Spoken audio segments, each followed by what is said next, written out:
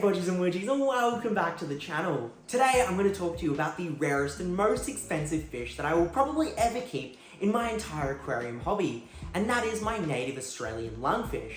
Now every 6 to 12 months on this channel, I do a little bit of an update video. However, I've never really gone into the history of why I really got an Australian lungfish, nor how I prepared for this really crazy fish. And I want to go ahead and cover that today, whilst also talking about some of the challenges that I've faced over the duration that I've kept this fish. But before we get into all of that, as always, let's quickly acknowledge the traditional custodians of the land and the people that are managing our land. But I say enough talking, and it's time we have a look at a native Australian lungfish. Neo was purchased 2.5 years ago from livefish.com.au. He was actually a gift for my 18th birthday, but there was around 3 years of preparation that went before I actually made the decision and spent $1,000 on a fish. The first time that I ever saw an Australian lungfish for sale was around 6 years ago, so 2017, at an aquarium store in Melbourne that was closing down. They had 2 Australian lungfish for $2,500 each, and these fish were probably around 45 centimeters or 1.5 feet in length. I knew at that point there was no chance that I could have bought those fish, but I did make it a goal of mine to own one of these fish someday, but that exact time was a little undetermined. After I saw those fish, there was basically an absence of any information of Australian lungfish being for sale in the Australian aquarium hobby, and I thought that it was pretty unrealistic that I'd ever see this fish for sale again.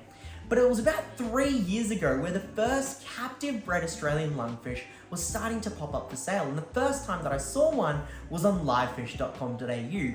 It's a trustable source, and I knew that if I was going to get a lungfish, it'd be off here. So from that point in time, I left no stone unturned in terms of information. I watched every single video, every single bit of information, article, publication. I even went to the extent of contacting public aquariums all around the world that kept Australian lungfish on display. One of the most helpful and educational places in this journey was actually the Sea Life Melbourne Aquarium, where I did work experience in my final year of high school. I'd actually visit pretty frequently and go ahead and talk to the handlers that are dealing with Australian lungfish on a daily basis, and that way I could understand the water parameters, feeding, and just general care requirements that these fish need.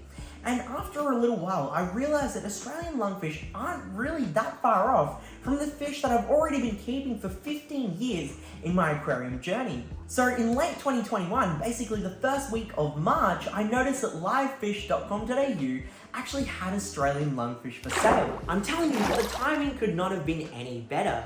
My birthday was in a week's time, I had the money saved up from my full-time job, so that was all justifiable. I spoke it over with my family and got the green light there. So then I hit order. 3 days from where I placed the order, Neo would be shipped out and he would arrive on my birthday. Those 3 days though, I went into full autopilot. My beautiful shallow planted tank got absolutely decimated because I pulled everything out of it to make it better suit my Australian lungfish. I thought that I prepared for everything, but little did I know that the next 6 months after he arrived would be absolutely painstaking. This is actually the exact tank that he went into 2.5 years ago, but mind you, it did look very different to the way that it looks today. However, for the first 3 days of being added, I never saw him eat a single thing. The next couple of weeks, I was just broadcast feeding the entire tank, hoping that some of the food was being eaten by him, and thankfully this was happening. However, he was also hiding 24/7. In the very rare instance that he did come out for a swim, if something moved or he sensed a little bit of vibration in or around his environment, he'd dart right back into the plants and just hide all the time. But don't worry, the story isn't all doom and gloom.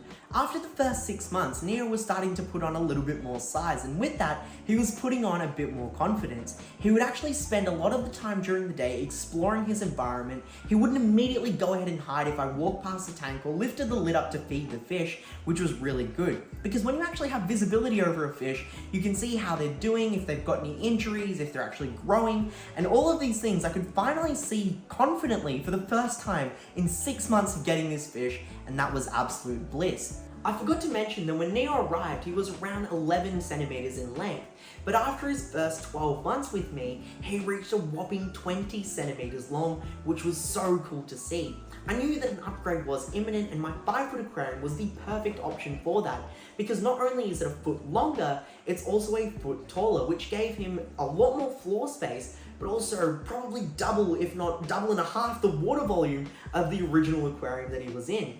I knew that he would definitely appreciate the extra floor space being a mostly bottom-dwelling fish.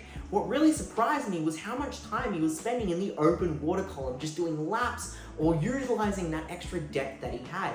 He was also being so active and just moving the sand in the aquarium so much that half of the sand has now been pushed over to this side. So I've got like a half bare bottom, half substrate aquarium, and all of that is because of this single Australian lungfish. It's a war that I'll never win. To keep up with all of his weekly shenanigans, you can follow me on Instagram where I do capture all of these in the form of reels and photos, and you can see what he's up to there. I'll have the Instagram link in the description down below.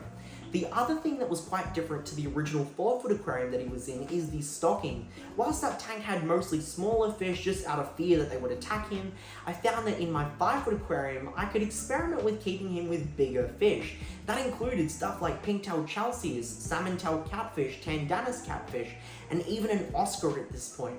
I found that there are certain types of fish that don't work with him, and they mostly include the smaller mouthed, pointier mouthed fish, South American cichlids like severums, black belt cichlids, also we've got species like blue acara that don't work, small Jack Dempseys.